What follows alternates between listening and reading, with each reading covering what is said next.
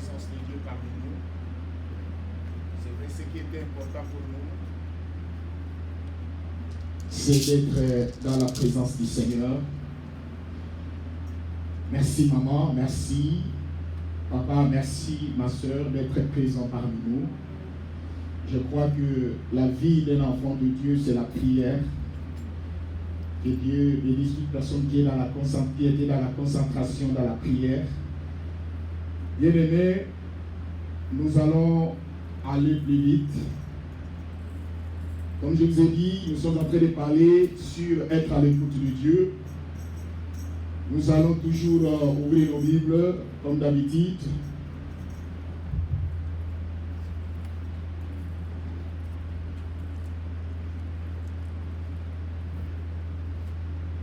Nous sommes entrés.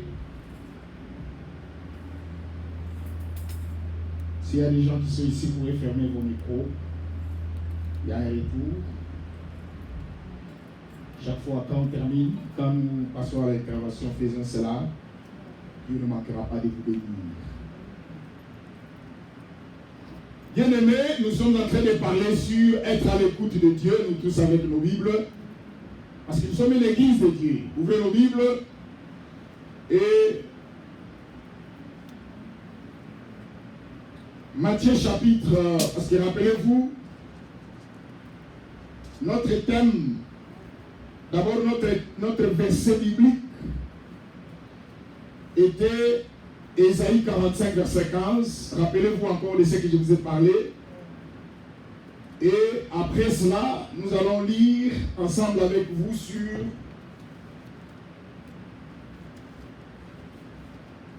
Matthieu chapitre 27, verset 45 à 66. Je crois que la lecture est tellement longue, tout chrétien est appelé à aller lire dans sa maison, parce que nous devons faire comme faisaient les chrétiens de Bérée et de Thessalonique. La Bible nous dit, ils examinaient les Écritures pour voir ce que leur disait était exact. Bien-aimés, soyons des chrétiens qui vérifient la parole de Dieu, qui vérifient les Écritures. Ne soyons pas des fanatismes, plutôt des fanatiques. Nous avons lu ensemble avec vous, la Bible nous dit l'Éternel. Si vous vous rappelez encore dans notre texte,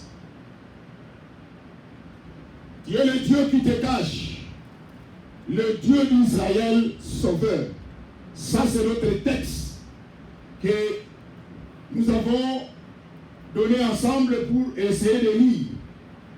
Nous avons déjà exploité Dieu l'Éternel. Je vous ai montré que signifie le mot éternel, que signifie Dieu. Parce que dans la conception biblique, dans la conception néo- et vétérotestamentaire, plutôt, vétérotestamentaire, il y a une conception différente de Dieu. Et je vous ai expliqué la façon dont nous comprenons Dieu dans le Nouveau Testament est différente dans l'Ancien Testament. Parce que dans l'Ancien Testament, on reconnaît que le seul Dieu est l'unique. Mais dans le Nouveau Testament, ce qui est crié, on reconnaît l'Éternel l'unique, mais on reconnaît aussi la personne de Jésus et du Saint-Esprit. C'est ce qui fait la différence. C'est pour cela que vous allez voir que les Juifs dans le Nouveau Testament, c'était difficile d'avaler la personne de Jésus, d'accepter Jésus. C'était difficile pour eux. C'est pour cela que si vous lisez dans la Bible, lorsque Caïphe a déchiré ses habits, parce que Jésus a dit qu'il est le Fils de Dieu. Or, dans l'oreille juive, dans l'entendement d'un enfant Israël, dire que tu es un enfant de Dieu, c'est-à-dire que tu es Dieu. Parce qu'eux, ils connaissent seulement un seul Dieu, c'est le Deutéronome chapitre 4, verset 6. Qui dit, écoute, ô Israël, l'Éternel est un. Bien-aimé, je crois que je vous ai aussi expliqué que tu es le Dieu qui te cache. Je vous ai montré que dans notre vie de tous les jours, maman, dans notre vie de tous les jours, papa, nous devons chercher Dieu. Ma soeur, qu'on ne vous trompe pas, ne faisons pas attention, ne faisons pas gaffe d'abandonner Dieu, papa. Maman, n'abandonnez pas Dieu. Vous savez, aujourd'hui, les gens sont ivres du péché. Les gens ont abandonné Dieu dans leur vie. Mais je te conseille, n'abandonne pas Dieu. J'étais hier dans la maison, j'étais en train de suivre un documentaire où on est en train d'expliquer comment la vie à la prison, comment les gens qui sont incarcérés dans la prison, comment ils vivent. Et ces gens commencent à donner leur témoignage, à d'autres termes, ils veulent donner la raison pourquoi ils se retrouvent en prison. Alors il y a une femme, une dame qui m'a attiré mon attention. Lorsqu'elle parlait, elle a dit qu'elle se retrouve dans cette prison parce qu'elle a tué son mari, à d'autres termes son boyfriend. Il a tué. Et il commence à expliquer comment il a tué son boyfriend. Il explique que pendant qu'il était dans la maison, il voyait les choses que son boyfriend ne voyait pas. Il entendait les démons, les esprits qui venaient lui faire du mal. Et son mari, c'est-à-dire son boyfriend, ne savait rien. Il ne voulait pas que sa femme sorte. Il voulait la protéger et qu'il reste à la maison. Mais dans la conception de cette femme, elle pensait que son mari est en convenance, c'est-à-dire en complicité avec les esprits qui veulent le faire mourir. Et elle a pris le couteau, elle a assassiné son mari. Dans l'inconscience. Et dans le jugement, on lui fait savoir que tu as tué ton boyfriend. Il va se rendre compte qu'il vient de tuer son boyfriend sans le savoir. Je vais dire à quelqu'un, maman, vous devez être heureux, ma soeur, lorsque le Seigneur contrôle votre vie. Il y a d'autres personnes pleines, leurs vies ne sont pas contrôlées par eux-mêmes. Ce sont les démons qui contrôlent leur vie. Il faut des réactions, ils posent des réactions épidermiques. Ils posent des réactions négatives. Parce que leur vie est contrôlée par les démons. Remercions le Seigneur lorsque ta vie est contrôlée par toi-même. Remercie le Seigneur lorsque tu te réveilles, rien n'est arrivé dans ta vie. Voilà pourquoi je conseille aux gens de prier Dieu, de chercher le Seigneur dans votre vie. Bien, mais regardez. Nous avons parlé dans Matthieu chapitre 27, du verset 45. J'ai expliqué le dimanche passé, je vais faire encore une petite récapitulation. Et il dit, depuis la 6e heure jusqu'à la 9e heure, il y a des ténèbres sur toute la terre. Et vers la 9e heure, Jésus criait d'une voix forte, Eli, Eli, lama sabachthani, c'est-à-dire, mon Dieu, pourquoi m'as-tu abandonné? Quelques-uns de ceux qui étaient là les entendit. Il appelle Élie. Aussitôt, l'aide découvrit prendre une éponge qu'il remplit de vinaigre et les a fixé à un roseau et lui donna à boire. Mais les autres lui disaient, laisse voyons si Élie viendra le sauver. Regardez dans le texte que nous venons de lire. Si vous regardez dans le verset 48, quand Jésus va crier, Eli, Eli, lama sabachthani, qui veut dire, pourquoi mon Dieu, pourquoi m'as-tu abandonné? Parce que Jésus parlait l'araméen. Je vous ai dit, c'était une langue araméenne. Le Seigneur a fait ce qu'il appelle une tournure araméenne. Comme à cette époque, les gens entendaient l'araméen, l'un d'eux entendit cela. C'est ce que la Bible dit. Aussitôt, l'un d'eux courut prendre une éponge qui remplit de vinaigre. Le vinaigre, c'est comme... à cette époque, c'était comme l'anesthésie. Donc l'un va prendre l'anesthésie pour que le Seigneur ne sente pas les douleurs. Et il l'a fixé à un roseau et lui donna à boire. Il va chercher à donner à Jésus. Regardez dans le verset 49, il y a deux types de personnes. Dans le verset 48, il y a une autre vie avec de l'aide. Mais dans le verset 49, regardez les autres qui n'ont pas apporté de l'aide. Mais qu'est-ce qu'ils ont apporté? Mais les autres disaient, laissons voyons si Élie viendra le sauver. Peuple de Dieu, vous devez savoir que sur cette terre, nous avons deux catégories de gens. Il y a d'autres personnes qui peuvent venir à ton secours lorsque tu es dans des problèmes. Mais il y a d'autres personnes qui vont se moquer de toi. Voilà pourquoi j'ai l'habitude de dire à Dieu, Seigneur, donne-moi la force de te servir. Je sais que je suis encore jeune. Je sais que j'ai encore beaucoup de choses à faire. Mais Seigneur, donne-moi la volonté, la force. Parce que sans toi, comme la Bible nous dit, dans Jean 15:5, vous ne pouvez rien faire. Regardez, le Seigneur est venu pour sauver l'humanité. Il était dans la situation difficile, humainement parlant. Mais l'un est venu pour son secours. Mais les autres se moquaient de lui. C'est ça la vie. Vous savez, dans la vie, maman, Tout le monde veut que les gens soient de votre côté. Vous voulez que tout le monde vous acclame les mains. Vous voulez que tout le monde vous applaudisse. Non. Dans la vie, il faut s'attendre. Il y a des gens qui seront avec vous. Il y a d'autres qui ne seront pas avec vous. C'est ça la vie. Il y a d'autres qui vont vous assister. Il y a d'autres qui ne vont pas vous assister. Un jour, j'ai parlé avec une soeur qui voulait se marier. C'était une joie, une grande joie dans la famille. Leur grande soeur veut se marier. Mais ses soeurs l'ont abandonné pendant les préparatifs de son mariage. Elle est venue me voir pour me dire, elle pleurait. Il passait comme il regardait, mes soeurs ne sont pas avec moi. Je suis en train de me marier, mais mes soeurs m'ont abandonné. Je lui ai donné ce verset. Je lui ai dit dans la vie, il faut savoir qu'il y a d'autres personnes qui seront avec toi. Il y a d'autres qui ne seront pas avec toi. C'est la loi de la nature. Vous savez pourquoi nous souffrons? Vous savez pourquoi ça nous fait très mal à la vie? Parce que nous voulons que tout le monde soit derrière nous. Nous voulons que tout le monde nous accompagne. Non. J'ai parlé d'un enseignement, je crois qu'un jour quand le Seigneur nous fera grâce, je vous parlerai de ça, de 5 sortes d'accompagnement. 5 sortes d'accompagnement. Il y a d'autres personnes qui peuvent vous accompagner jusqu'à la destination. Il vous prend, il marche avec vous jusqu'à la destination. Mais il y a d'autres qui ne vont pas arriver à la destination. Il y a d'autres qui vont se limiter en cours de route. C'est ça la vie. Il y a d'autres qui ne vont même pas se déplacer. De loin, ils te montrent la direction. C'est ça la vie. Et aujourd'hui, nous ne savons pas la loi de la nature, comment les choses fonctionnent. Bien aimé, regardez.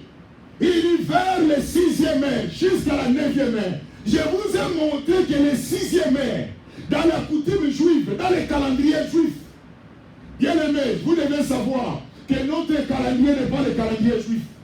Chez nous, le premier mois, c'est le mois de janvier. Chez les Juifs, ce n'est pas le mois de janvier. Le premier mois pour eux, c'est mars-avril. Chez les Juifs, ils ont... Nous, chez nous, nous avons 12 mois. Mais eux n'ont pas 12 mois. C'est pour cela que vous allez voir que quand Marie, l'ange lui a apparu, les gens qui ont fait les calculs, ils ont dit que l'ange lui a apparu au mois de juin. Et les gens ont fait les calculs, ils ont dit que Jésus est né prématuré. Parce que les gens ont fait les calculs selon notre calendrier. C'est ça le mal. C'est pour cela que je suis en train de dire à l'église, vous devez être des chrétiens qui lisent la parole de Dieu. La Bible nous dit selon Osée chapitre 4 verset 6, mon peuple périt par faute de connaissance.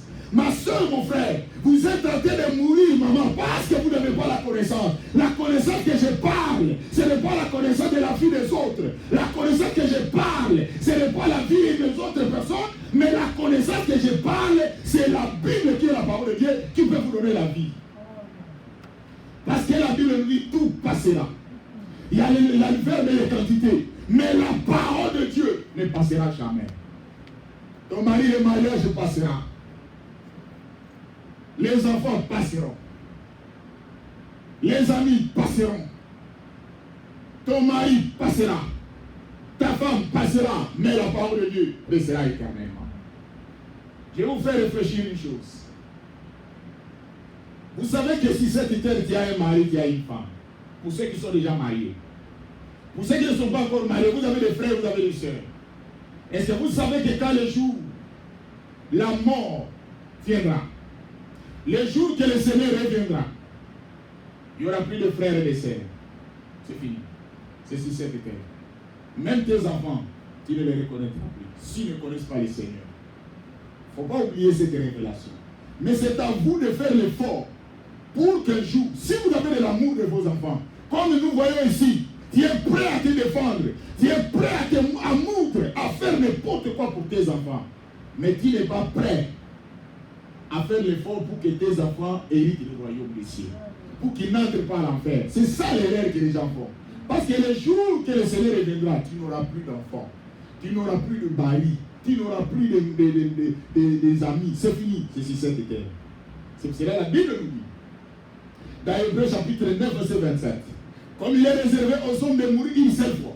Après quoi? Vient le jugement. C'est le jugement qui nous attend. Mon frère, je suis en train de vous parler de la vérité. Maman, nous sommes sur cette terre, tu ne rentreras plus dans le ventre de ta mère, c'est fini. Tu es en train de briser, tu es en train de faire finir tes jours sur cette terre. Si vous ne savez pas. C'est comme quelqu'un qui a mis des unités. La vie, c'est comme des unités. À chaque fois que tu te réveilles, tu dors, tu te réveilles, les unités sont en train de s'épuiser. C'est ça la vie. Un jour, c'est fini, tu auras zéro. Tu rentres entre les mains du Seigneur. C'est ça le problème. C'est pour ça que j'ai dit à beaucoup de gens, pourquoi vous venez à l'église? Parce qu'il t'a appelé. Gloire à Dieu. Il t'a appelé parce qu'il t'aime. Mais je veux que vous puissiez comprendre pourquoi vous êtes à l'église. Regardez la Bible nous dit. Il ajoute, il dit, vers le 6e heure jusqu'à la 9e heure. Je vous ai dit que 6e heure veut dire 12 heures chez les Juifs. 6e heure veut dire 12 heures. Mais regardez dans les textes de la Bible, ce qui est curieux. J'ai regardé, j'ai lu la Bible hier. J'ai vu il y a des événements qui se sont succédés à 12 heures. C'est curieux, hein? Regardez ensemble. Nous avons nos Bibles. La Bible nous dit dans Jean chapitre 11, verset 9 à 57, tellement le texte est long. Mais nous allons lire du verset 9 jusqu'au verset 16. Ouvrons nos Bibles, vous allez voir. Ça, c'était la mort de Lazare. Nous sommes en train de lire ensemble avec vous. Ici, c'est la mort de Lazare. Parce que Jésus devait ressusciter, faire ressusciter Lazare. Jean chapitre 11. Ceux qui ont leur Bible, vous allez lire ensemble avec moi. Dans Jean chapitre 11, regardez ce que la Bible nous dit. Nous allons commencer ensemble du verset 9 jusqu'au verset 16. Je vais lire. La Bible nous dit, verset 9 jusqu'au verset 16. Jésus répondit, y a-t-il pas 12 heures au jour? Vous avez vu ça, dans le 6e heure. Si quelqu'un marche pendant le jour, il ne broche point, parce qu'il ne voit pas, il ne voit la lumière de ce monde. Mais si quelqu'un marche pendant la nuit, il broche, parce que la lumière n'est pas en lui. Après ces paroles, il dit, Lazare, notre ami, dort, mais je vais le réveiller. Les disciples lui disent, Seigneur, s'il dort, il sera guéri. Jésus avait parlé de sa mort, mais ils crurent qu'il parlait de l'assouplissement du sommeil. Alors Jésus leur dit, ouvertement, Lazare est mort. Et à cause de vous, en fait que vous croyez que je me réjouis de ce que je n'étais pas là. Mais allons-y. Sur quoi Thomas appelé, il dit aux autres disciples, allons aussi afin de mourir avec lui. Vous avez vu dans le verset 9, Jésus a dit, c'était quelle heure? 12 heures. Donc Jésus va faire ressusciter Lazare à quelle heure? À 12 heures. C'est qu'il est, hein? Regardez encore, nous allons lire ensemble avec vous. Je suis en train de vous parler que Jésus était à la croix à 12 heures. Pourquoi les choses se passent à 12 heures? Regardez. Nous allons lire Luc chapitre 23. Luc chapitre 23. Tout le monde avec sa Bible parce que nous sommes une église. Verset 43 à 44. Luc chapitre 23. Verset 43 à 44. Regardez ce que le texte de la Bible nous dit. 43 à 44. Bien-aimé, c'est vraiment merveilleux. Jésus répondit, je te le dis en vérité, tu seras avec moi dans le paradis. Il était déjà environ 6e heure. Et il y eut les ténèbres sur toute la terre jusqu'à la 9e heure. C'est à quelle heure Jésus était sur la croix? À 12 heures. Vous remarquez? Je vous ai dit que 6e heure, c'est les 12 heures. Regardez encore. Jésus était à midi sur la croix. Nous avons lu ensemble avec vous, vous venez de voir quand Jésus a parlé à cet homme. Quand Jésus a dit à cet homme, tu seras avec moi dans le paradis. C'était à quelle heure? À midi. Pourquoi le Seigneur ne lui a pas dit ça après? Mais le Seigneur lui parla à midi. À 12 heures, Jésus parle à cet homme. Tu seras avec moi dans le paradis à midi. Et je vous ai aussi parlé des textes que nous avons lu ensemble avec vous. Du Matthieu chapitre 45, verset 46. Il dit, de 6e heure jusqu'à la 9e heure, Jésus était où? Sur la croix. Regardez encore pour terminer. Vous allez voir encore Jésus avec la femme samaritaine. Nous pouvons lire cela dans Jean chapitre 4.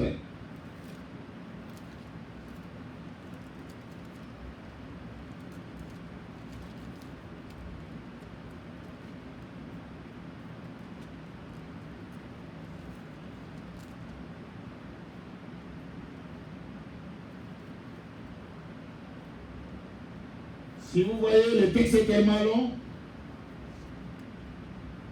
Si, parce que le texte, vous allez lire de Matthieu chapitre 4, et là vous pouvez aller lire même dans la maison, du verset 1. Parce que la Bible nous dit, si nous commençons à lire, le Seigneur sut que les pharisiens avaient baptisé et appris qu'il faisait baptiser plus de disciples que Jean. Toutefois, Jésus ne baptisait pas lui-même, c'était ses disciples. Alors quittant la Judée et retournant en Galilée comme il fallait, qu'il passa de la Samarie, arriva dans une ville Samarie nommée Sichar, près du champ que Jacob avait donné à Joseph. Là se trouvait le puits de Jacob. Jésus, fatigué du voyage, assis au bord du puits, c'était environ 6e heure. Vous avez vu ça du verset 6? 6e heure, 12 heures. Regardez, Jésus était avec la femme samaritaine à 12 heures. Jésus va aller ressusciter Lazare à 12 heures. Mais ce qui est encore curieux, vous allez voir que Pilate, lorsqu'on voulait faire mourir Jésus, quand la femme de Pilate dormait, le Seigneur lui a donné le songe. Et la femme lui a parlé à Pilate, dit, hey, il ne faut pas faire tuer cet homme, c'est un innocent. Et Pilate va dire aux Juifs, voici votre roi. Donc il ira laver les mains. Il s'est déchargé des problèmes de Jésus. Il a fait ça à midi. C'est qui a regardé. Dans Jean chapitre 19. Jean chapitre 19. Bien aimé, vous êtes une église. Vous devez être enseigné et vous devez comprendre la parole de Dieu. Dans Jean chapitre 19, regardez, verset 14. Jean chapitre 19, verset 14. C'était la préparation de la Pâque. Et environ à 6e heure, Pilate dit aux Juifs, voici votre roi. Je vous ai montré 5 références où les choses se sont passées à midi. Écoute-moi ma sœur, si vous regardez dans l'histoire juive, dans la conception juive, parce que la Bible que nous lisons est écrite dans la culture juive. Dans la culture juive, midi était significatif. C'était un moment de sacrifice. C'était un moment qu'on immolait les sacrifices au temple. Or, Jésus, si vous lisez dans Jean chapitre 1, verset 29, la Bible l'appelle l'agneau de Dieu. Donc, Jésus était l'agneau. Or, je vous ai parlé de l'histoire de notre texte, que le voile se sépara en deux. Et je vous ai expliqué l'histoire du tabernacle. Dans le tabernacle, si vous regardez dans le tabernacle, il y avait le lieu qu'on appelait parvis. Il y avait le lieu qu'on appelait lieu saint. Il y avait le lieu qu'on appelait lieu saint de sang. Si vous lisez ça dans Hébreux chapitre 9, verset 3, et vous pouvez aller même du verset 8 jusqu'au verset 9, vous allez voir, on est en train d'expliquer l'histoire du tabernacle. Peuple de Dieu, je vous parle que le voile était déchiré. C'est-à-dire, dans l'Ancien Testament, on n'avait pas l'accès, on n'avait pas le temps d'aller voir Dieu seul. Il faut qu'il y ait l'intermédiaire de quelqu'un. Il faut qu'il y ait un souverain sacrificateur. Mais ce qui est mystérieux, ce qui est merveilleux, Jésus lui-même s'est fait l'agneau. En même temps, lui-même s'est fait sacrifice. En même temps, lui-même s'est fait sacrificateur. Ça, c'est un mystère caché de Dieu. C'est pour cela qu'on nous dit que Jésus est différent. On peut parler des autres dieux. Mais là où il est Dieu, personne d'autre n'est Dieu. Là où il est Seigneur, personne d'autre n'est Seigneur. Là où il est roi, personne d'autre n'est roi. Il est l'unique à son genre. C'est Jésus que nous servons. Voilà pourquoi je vous dis de tout votre cœur. Peuple de Dieu, servons Dieu avec sincérité. Et ce Dieu-là viendra dans notre vie, dans notre intervention avec sincérité. Parce que la Bible nous dit, ce que l'homme aura sémé, il est moissonneur. Si dans votre vie vous semez les mensonges, un jour vous allez regretter. La vie, c'est une sémence, qu'on ne vous trompe pas. Même les enfants, lorsque vous avez vos enfants dans vos maisons, tout ce que vous faites, l'enfant vous suit. L'enfant vous copie. Un jour, lorsqu'elle va grandir, elle va reproduire tout ce que vous faisiez. C'est pour cela que l'éducation commence dès le bas âge. Et si même vous lisez dans l'histoire de la Bible, en Israël, il y avait des catéchèses. Catéchèses veut dire les affermissements. Il y avait des catéchèses qu'on appelait les catéchèses familiales, qui commençaient de 0 à 6 ans. C'est-à-dire, l'enfant, quand il est né, il prend la catéchèse familiale. Ce sont ses parents qui donnent l'éducation à leurs enfants. C'est pour ça que vous allez voir qu'il y a d'autres enfants qui sont impolis, c'est l'éducation de leurs parents. Il y a d'autres personnes qui sont mal élevées. C'est l'éducation de ce qu'il a reçu de ses parents. C'est ce qu'on appelle la catéchèse familiale. Il commence de 0 à 6 ans. Il y a ce qu'on appelle la catéchèse synagogale. La catéchèse synagogale commence de 6 ans à 12 ans. Là, c'est l'enfant maintenant va aller à l'église pour aller apprendre les choses de Dieu. C'est pour cela, maman, ne laissez pas vos enfants. Amenez vos enfants dans l'église pour apprendre les choses de Dieu. C'est pour leur éducation. Un jour, vous n'allez pas regretter. Un jour, vous n'allez pas perdre. Un jour, vous serez une maman heureuse. Vous serez un papa heureux. Parce que vous avez appris à votre enfant la voix de Dieu. Bien aimé, les gens ne savent pas. Aujourd'hui, les gens sont en train de pleurer. Hey, qu'est-ce qui m'arrive? Moi, j'ai une malédiction familiale. Qui n'a pas la malédiction familiale? Mais c'est l'éducation. Parce qu'en Israël, il y avait ce qu'on appelle la catéchèse familiale et la catéchèse synagogale. Et lorsque l'enfant atteignait 12 ans, il y avait ce qu'on appelle un bar mitzvah. Un souverain sacrificateur venait pour le faire tester. C'est cela, si vous lisez dans la Bible, vous allez voir Jésus, on lui posait des questions avec des rabbins. Ce sont des rabbins qui posaient la question, mais les choses que Jésus faisait sortir dans sa bouche, ça dépassait l'entendement des rabbins. Parce que les rabbins savaient qu'à cet âge, cet enfant ne peut pas faire sortir des choses pareilles. Mais les rabbins ont oublié que la personne qui posait des questions n'est pas une personne naturelle, mais c'est une personne surnaturelle à la personne de Jésus. C'est en lui la divinité de Dieu. C'est en lui la divinité de l'Éternel habitée en lui. C'est pour cela que vous allez voir que Jésus, on nous parle de la vie de Jésus, de l'âge de 0, de l'âge de 12 ans, directement de 30 ans et de 30 et de 33 ans. Mais on ne nous a jamais parlé, là de Jésus de 7 ans à 11 ans. On ne nous a jamais parlé, là de Jésus de 13 ans à 29 ans. On ne nous a jamais parlé de cette histoire-là parce qu'il y a des choses qui se sont passées à cette époque. Peuple de Dieu, Jésus dit, vers 12 heures, c'est l'heure des sacrifices. Voilà pourquoi, bien aimé, toute personne qui accepte Jésus dans sa vie, toute personne qui accepte Jésus dans sa vie, ma soeur, tu ne peux pas rester le même. Parce que la Bible dit, personne n'a rencontré Jésus et resté le même. Parce que cet homme-là change les choses. Il peut changer les impuniques à un homme honnête. Il peut changer les gens qui mentent dans un homme honnête. Cet homme-là est différent. Voilà pourquoi je vous parle que Jésus est allé à la croix à 12 heures. C'est à midi. Parce que c'était l'heure des sacrifices. Oh, il molait les sacrifices au temple. Jésus, c'est lui-même à cette heure-là, il devait être à la croix. Parce qu'il était l'agneau. Selon Jean chapitre 1, verset 29. Où Jean-Baptiste dit, voici l'agneau de Dieu qui ôte les péchés du monde. La Bible parle du verbe ôter. La Bible ne parle pas qu'il couvre les péchés. La Bible parle du verbe ôter. Parce que dans l'Ancien Testament, si quelqu'un pêche, son péché n'est pas ôté, mais son péché est couvert. C'est pour cela qu'il fallait que Jésus vienne. Il fallait que le Seigneur Jésus vienne dans le Nouveau Testament pour ôter les péchés. C'est pour cela que la Bible lui, celui qui a le Fils a la vie, mais celui qui n'a pas le Fils n'a pas la vie éternelle. Mais lorsque vous acceptez Jésus dans votre vie, ce n'est pas de votre faute. C'est les hommes de Dieu qui vous ont fait dérouter la voie de Dieu. Ils vous ont montré que quand vous venez à l'église, vous serez riches. Quand vous venez à l'église, vous serez prospères. Quand vous venez à l'église, vous allez être mariés. C'est ça l'évangile qu'on vous a prêché. Mais on vous a fait oublier qu'on ne vient pas à l'église pour le mariage. On ne vient pas à l'église pour le voyage. On ne vient pas à l'église pour l'argent. Mais on vient à l'église pour la vie éternelle, pour la repentance. Parce que lui-même a dit dans Matthieu chapitre 6, verset 3, il dit, cherchez le royaume et toutes ces choses que vous aurez besoin de sincérité, vous serez donné par-dessus. Si vous cherchez le Seigneur, le mariage va venir. Si vous cherchez le Seigneur, la voyage va venir.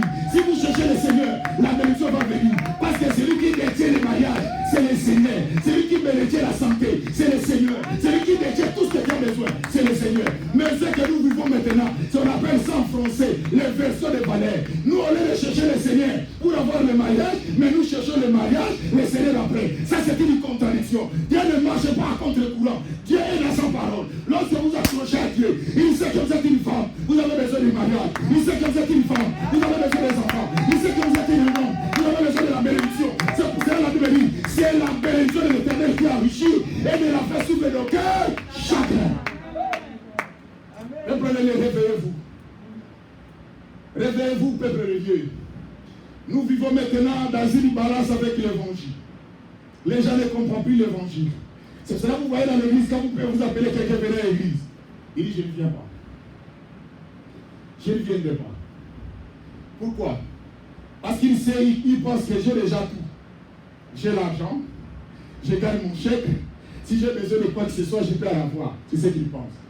Rappelez-vous, il y a un texte qui dit, un homme qui avait tout. Il a dit, mon âme, tu as tout. Tu ne manques de rien.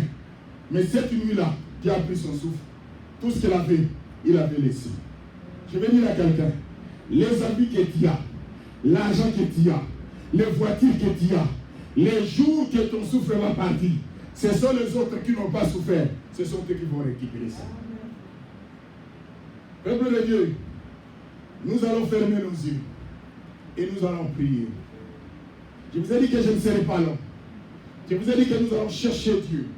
Je veux que tout le monde prie le Seigneur. Dis Seigneur, je me suis approché de toi avec ignorance. Il fallait que je m'accroche à toi.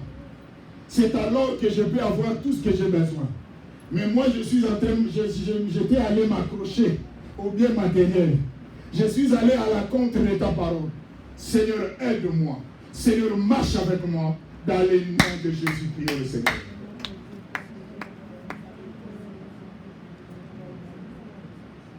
Notre Dieu, notre Père. Notre Dieu, notre Père. Nous avons besoin de toi, Jésus. Yahweh, nous avons besoin de toi, notre Père. Oh Seigneur. Oh Jésus. Il n'y a que toi, notre Dieu.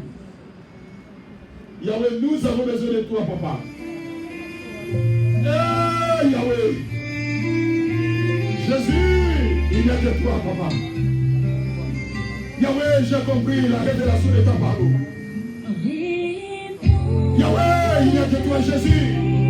Seigneur, viens. Seigneur, viens, nous avons besoin de ta révélation, Papa. Nous avons besoin de toi, Jésus. Oh, Yahweh, il n'y a que toi, Papa, il n'y a que toi, le véritable Dieu. Yahweh, ton peuple a besoin de toi. Yahweh, Jésus, c'est toi qui étais un sacrifice sur la croix. C'est toi qui as donné ta vie. Oh, Seigneur. Oh, Seigneur. Yahweh, j'ai besoin de toi, notre Dieu. J'ai besoin de toi, Emmanuel. Yahweh, il n'y a que toi, notre Père. Yahweh, il n'y a que toi, notre Dieu. Yahweh, nous avons besoin de ta révélation. Nous avons besoin de ta révélation, Papa. Nous avons besoin de toi, Jésus. C'est pour cela que Pierre a dit, c'est que nous avons tout quitté et nous avons suivi qu'est-ce que nous aurons à l'évent. Oh Seigneur, marche avec nous, Yahweh. Yahweh, marche avec nous, Jésus. Yahweh, il n'y a que toi, notre Dieu. Il n'y a que toi, Jésus, il n'y a que toi, Yahweh. Yahweh, il n'y a que toi, Papa, il n'y a que toi, mon Dieu. Yahweh, Yahweh, nous avons besoin de toi. Yahweh, prie le Seigneur. Parle à Dieu. Maman, parle à Dieu. Papa, parle à Dieu. Que le Seigneur écoute ta prière. Que le Seigneur écoute ta prière. Il répond à tes besoins. Il n'y a que lui, Jésus. Il n'y a que lui, Jésus. Il n'y a que lui, notre Dieu. Il n'y a que lui, notre Père. Il n'y a que lui, notre Seigneur. Il n'y a que lui, notre Dieu. Oh, les dieux de la Bible. Yahweh, Yahweh, la révélation de la personne de Jésus. Nous avons besoin de toi, Papa. Alléluia. Oh, notre Dieu, notre Père. Yahweh, c'est toi, notre Père. Yahweh, j'ai besoin de toi, Papa. Que tu visites ton peuple. Yahweh, que ton peuple soit visité. Yahweh, que les mamans de cette église soient visitées. Que même ceux-là qui visitent en ligne, qu'ils soient visités. Que la main de l'Éternel vous touche maintenant. Que la grâce de Jésus, que le corps du souffle de la bonne.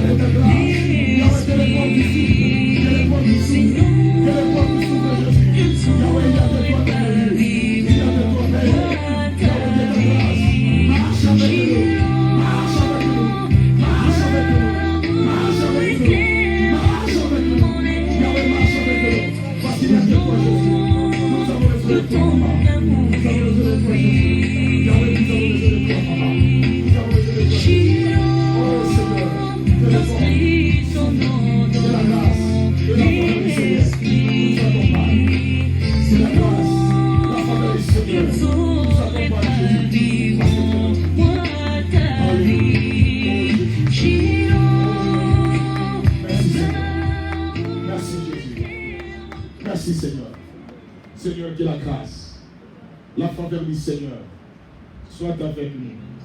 Dans le nom de Jésus, nous t'avons ainsi prié. Amen. Amen. Nous acclamons très fort pour notre Seigneur. Gloire à notre Dieu. Merci Seigneur.